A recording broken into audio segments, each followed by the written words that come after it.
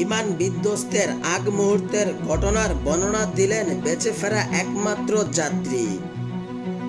ভারতের আহমেদাবাদ ভেঙে পড়া এয়ার ইন্ডিয়ার বিমানটি এক যাত্রীকে জীবিত রয়েছে বলে নিশ্চিত করেছেন পুলিশ।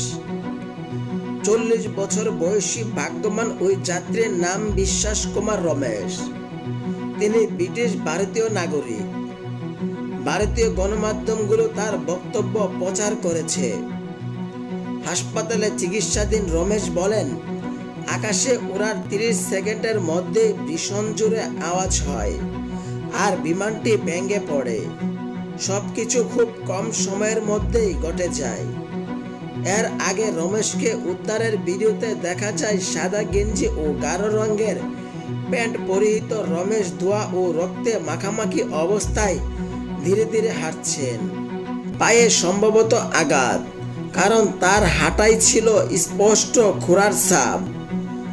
পুলিশ জানিয়েছেন ওই যাত্রী বিমানের 11 নম্বর সিটে বসা ছিল। আহমেদাবাদ পুলিশ কমিশনার GS মালিক বলেন, আমরা একজন জীবিত যাত্রীকে উদ্ধার করেছি। তিনি এখন হাসপাতালে চিকিৎসাধীন।